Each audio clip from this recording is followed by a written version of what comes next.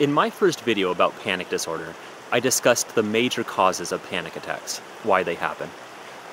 Once you can see the logic of why they happen, it's pretty easy to see why they might occur even when you're sleeping or driving. And I know you might be thinking, sleeping, that's when I should be the most relaxed. But remember, a big part of what contributes to a panic attack is what's lingering around in your subconscious mind, which are the thought remnants of your entire day or week or life. Another big thing about lying in bed is that even if you're only half conscious, you might be lying there doing a bit of thinking or a lot of thinking or worrying, and that can definitely trigger a panic attack. More significant, while lying in bed in your own little world, it's also a time that you're very aware of your internal sensations, the feelings inside your body, because you're kind of inwardly focused. And if you remember from my first video how a panic attack takes root, you'll understand why it's very likely that while lying in bed with that inward focus, it's very easy to start noticing unusual or scary sensations in your body. And that just starts the process. So the same thing goes for driving. When we're in our cars, we're also kind of in our own little world, and we do a lot of thinking in our cars, which is a lot of internal body awareness that's occurring. And again, this is the perfect environment for a panic attack spiral to start off.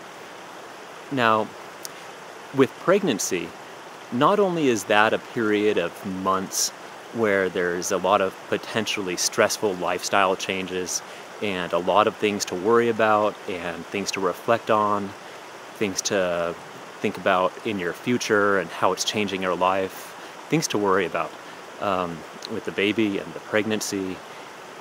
But it's also quite likely a period where you're staying home by yourself a lot more than usual.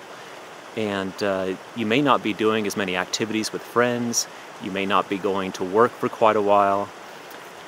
Whereas you're usually around coworkers and occupying your mind with things outside of yourself. And on top of all this, there's a lot of hormonal changes going on during pregnancy.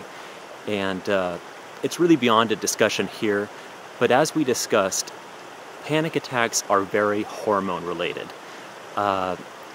So are panic attacks common during pregnancy? Yes, absolutely. Whether it's something that's potentially harmful to your baby, I'm not qualified to say. I'm not a doctor, and I simply have no idea.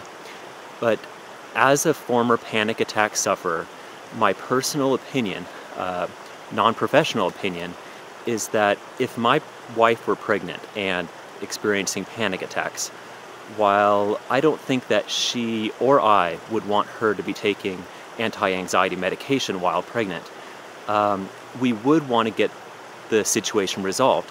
So it would be important to talk to the right person, and at the very least get a second opinion if you're not satisfied with what your primary doctor advises.